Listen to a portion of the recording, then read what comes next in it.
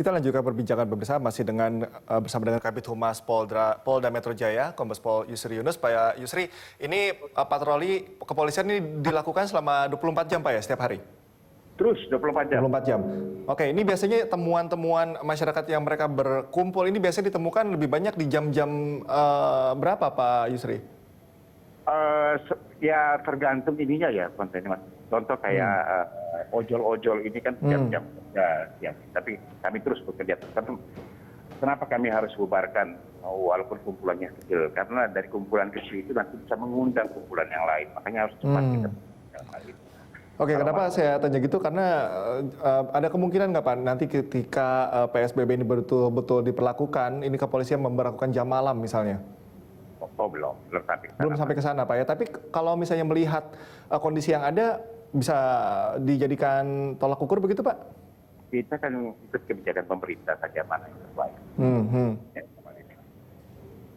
Oke, saya mau kembali lagi ini ke pelanggar PSBB yang bisa diancam denda 100 juta atau kurungan 1 tahun. Itu betul Pak Yusri?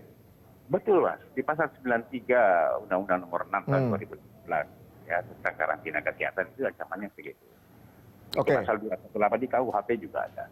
Nah, ini yang mau kita fokuskan Pak Yusri. Ini kan kemarin Menkumham begitu sempat mengusulkan bahwa beberapa narapidana tindak pidana umum ini mereka bisa keluar dari penjara karena overall capacity. Apakah tidak menjadi paradoks nantinya Pak ketika yang dikeluarkan justru ada lagi begitu yang masuk ke tahanan begitu, bukan? Tapi saya percaya juga bahwa kepolisian juga tidak mengharapkan hal itu. Tapi bagaimana dengan pemberlakuan ini, Pak Yusri?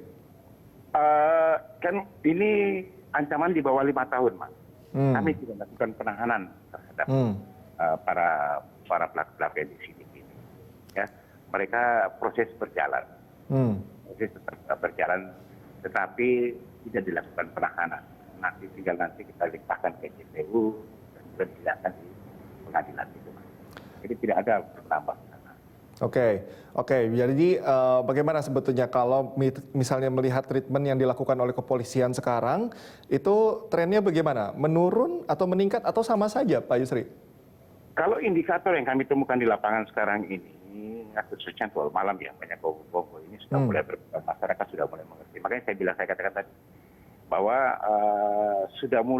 masyarakat sudah mulai mengerti, para pengusaha kecil yang jualan-jualan pun sampai yang besar pun sudah mengerti bahwa memang physical distancing itu memang betul PSBB ini sudah dilakukan. Memang ada ancaman buat juga pengusaha yang kami sampaikan. Kami merekomendasikan kepada pemerintah daerah apabila mereka dijadikan tersangka karena tidak mengindahkan apa yang sudah sesuai dengan aturan perundang-undangan yang ada. Itu kita bisa rekomendasikan cabut izin usaha, Pak. Oke. Itu mudah-mudahan bisa menimbulkan efek jerak begitu ya Pak Yusri. Pak Yusri, ini yang menjadi concern juga selain memang tadi ada pengusaha-pengusaha yang mungkin masih tidak patuh, masyarakat juga mungkin yang belum tersosialisasi atau mereka yang masih bandel lah seperti itu. Tapi ini yang menjadi musuh kita bersama, musuh Pak Yusri juga musuh saya. Ini juga penyebar hoax. Ini bagaimana sampai dengan saat ini pihak kepolisian melakukan penelusuran terkait dengan penyebar hoax ini? Kemarin sudah disampaikan oleh Pak Karopenmas ya, se-Indonesia ini sudah 76 kasus yang khusus masalah penyebaran hoax dan berita bohong tentang COVID-19 ini ya, sudah 76 kasus se-Indonesia.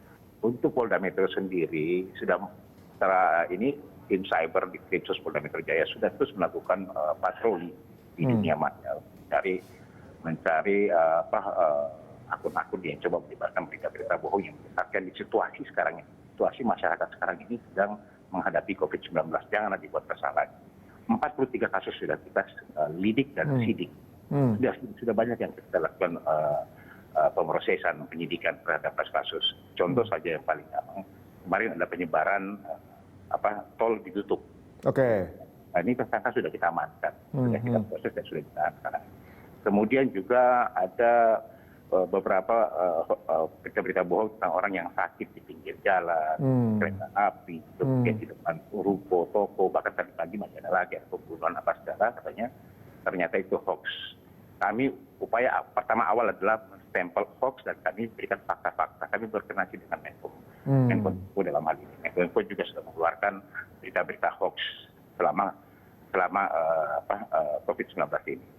Sudah 43 kasus tadi Pak Yusri sebutkan, 43 kasus ya Pak Yusri. Ini Ya. motifnya apa mereka sebutnya menyebarkan info-info seperti ini? Ada beberapa yang sudah kita lakukan penangkapan dan penahanan. Hampir rata-rata mereka menyampaikan bahwa mereka cuma iseng. Iseng. Ada yang, tapi terus kita masih dalami juga. Ya.